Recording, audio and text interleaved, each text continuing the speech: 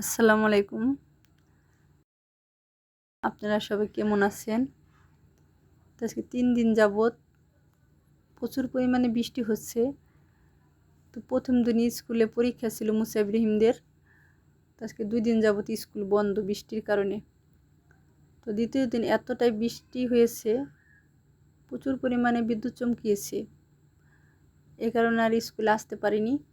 কেউ আসতে পারেনি সেদিন স্কুলে। পরবর্তীতে স্কুলে ফোন দেওয়ার পরে শুনছি যে স্যার স্কুল বন্ধ দিয়ে দিয়েছে। আর এই সাইডটা পুরাইটাই পানিতে ডুবে গিয়েছে বৃষ্টির পানিতে। এই রাস্তাটা এখনও দেখা যাচ্ছে যে শুকনা, কিন্তু শুকনা ছিল না, পুরাটাই পানিতে ডুবানো ছিল। এই সাইডটা একটু নিচু, প্রচুর পরিমাণে বৃষ্টি হলেই এই রাস্তাঘাটটি ডুবে যায়। তো রাস্তার সাইডে একটা জামরুল গাছ রয়েছে, প্রচুর পরিমাণে জামরুল হয়েছিল এই গাছটায়। ঝড়ের কারণে সব জামরুল গাছ থেকে পড়ে গিয়েছে। তো গাছের ভিতরে একটা জামরুলও নেই, এখন দেখা যাচ্ছে একটা জামরুলও নেই, সব জামরুলই পড়ে গিয়েছে।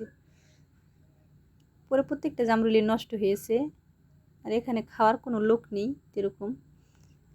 সাইডে একটা টিয়া পাখি রয়েছে।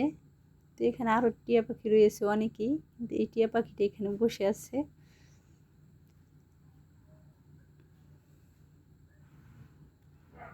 তো আমরা এখন স্কুলে যাচ্ছি মুসা ইব্রাহিমের পরীক্ষা দেওয়ার জন্য।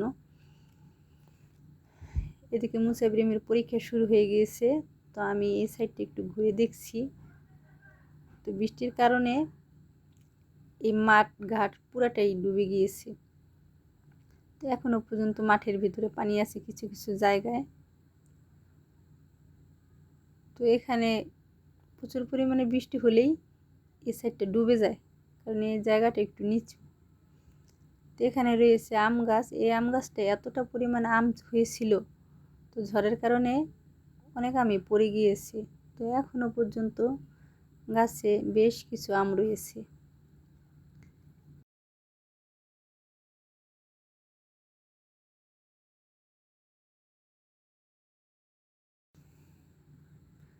তো মাঠের ভিতরে এখনো পানি রয়েছে কিছু কিছু জায়গায়, বৃষ্টির পানি। তো এখনো পর্যন্ত আকাশটা মেঘলা মেঘলা ভাব, মনে হচ্ছে যে কোনো সময় বৃষ্টি হতে পারে।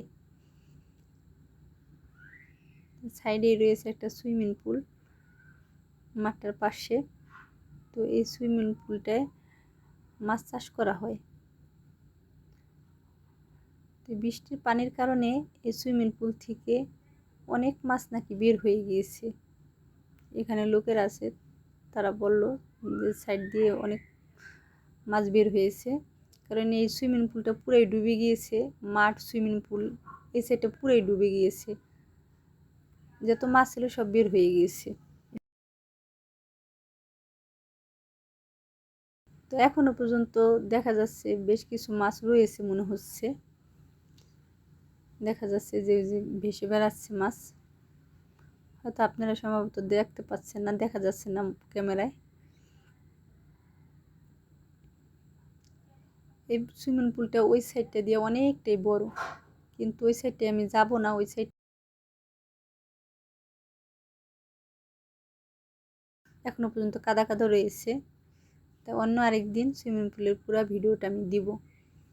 তো এই সাইডটা দিয়েও এখনো পর্যন্ত কত পানি রয়েছে।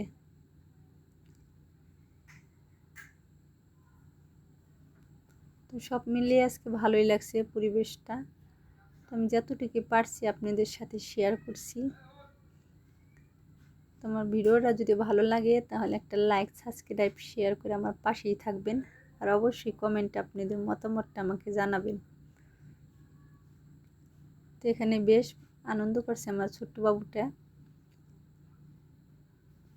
মুসাফিরদের পরীক্ষা কিছু টাইমের ভিতরেই শেষ হয়ে যাবে, ওদের টিফিনের সময় হয়ে যাবে। আজকে 2টা পরীক্ষা নেবে ওদের।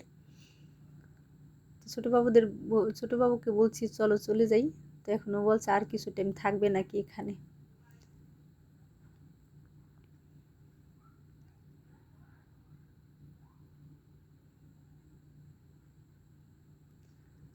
গতবার এরকম বৃষ্টি হয়েছিল, তো তখন এই সুইমিং পুল থেকে অনেক মাছ বের হয়ে গিয়েছিল।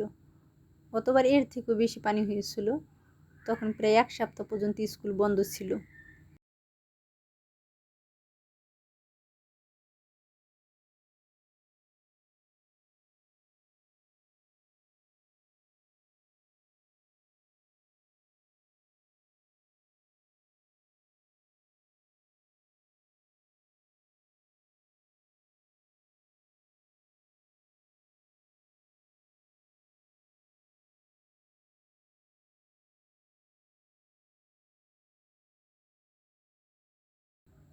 এই সাইডটা দিয়ে অনেক মাছ দেখা যাচ্ছে, সম্ভবত মনে হচ্ছে তেলাপিয়া মাছের মতো দেখা যাচ্ছে।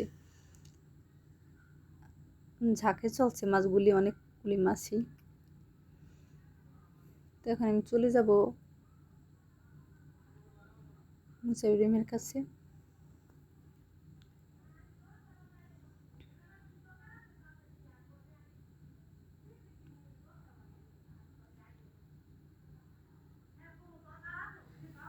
এদিকে বাচ্চাদের পরীক্ষা শেষ হয়ে গিয়েছে, তো এখন টিফিনের টাইম, যে যার মতন খেলছে।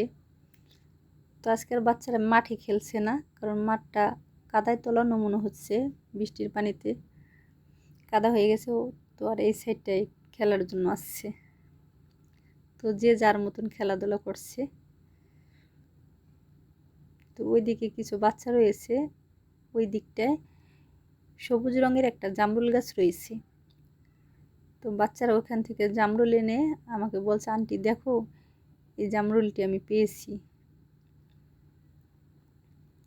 পরবর্তীতে ওদের না বলেছি যে এখান থেকে জামরুল খেও না, কারণ ময়লার ভিতরে পড়েছে। তো বাচ্চাদের টিফিন শেষ, দ্বিতীয় পরীক্ষার জন্য আবার চলে যাচ্ছে যে যার মতো। তো এখানে ওরা হয়তো সম্ভবত স্কুলে ঘন্টা দিয়েছে, শব্দই পাইনি এখনো পর্যন্ত।